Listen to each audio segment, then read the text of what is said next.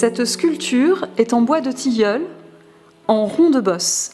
Elle est sculptée sur toutes les faces.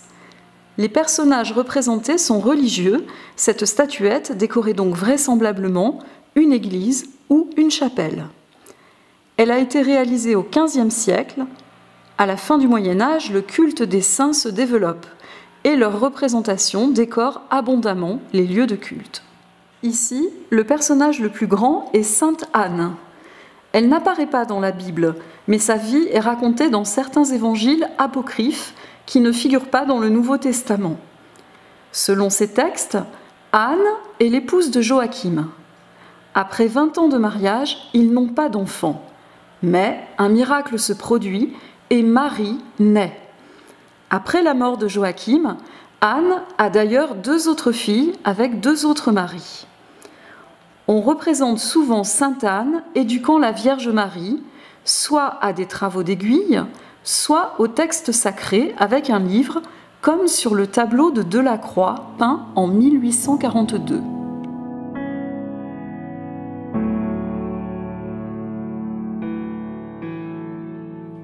Le sculpteur du XVe siècle a représenté la mère et la fille en costume de son époque.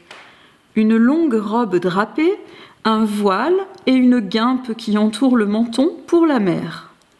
Une couronne symbolise le rôle primordial joué par la Vierge dans la naissance du Christ.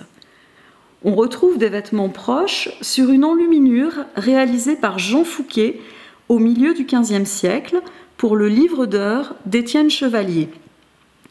Sur cette enluminure, Sainte Anne est vêtue de jaune et de rouge et elle porte la guimpe sous une sorte de turban. La Vierge, à gauche, tient dans ses bras l'enfant Jésus. Sur la statuette du musée, la Vierge est encore une enfant. Le sculpteur le signifie par sa taille exagérément réduite en comparaison avec sa mère. Le bras gauche, lacunaire, ne permet pas de savoir si Marie tenait un livre. Sainte Anne est souvent représentée de façon trinitaire, c'est-à-dire avec sa fille Marie et son petit-fils Jésus. 2 célèbres tableaux italiens illustrent cette filiation familiale et spirituelle. Le premier est conservé au Musée des Offices, à Florence. Il est l'œuvre des peintres Masaccio et Masolino vers 1425. C'est une huile sur bois où Sainte Anne arbore un magnifique manteau rouge et toujours une guimpe. Sa main droite est posée sur l'épaule de la Vierge assise devant elle.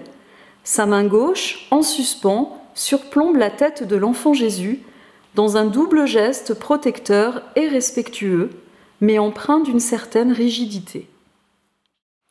Plus tard, Léonard de Vinci transpose cette scène dans un paysage. Entre 1503 et 1519, année de sa mort, il travaille à la composition et à la réalisation de ce tableau, aujourd'hui exposé au Louvre. Sainte Anne y surplombe la Vierge, Jésus et un petit agneau, mais dans une attitude toute de douceur et d'amour. La statuette du musée de Guéret était peinte à l'origine, mais la polychromie a aujourd'hui disparu. D'autres traces trahissent son âge. De nombreux trous, dus à des insectes xylophages, sont visibles, et des parties de la couronne et du bras de la Vierge sont manquantes.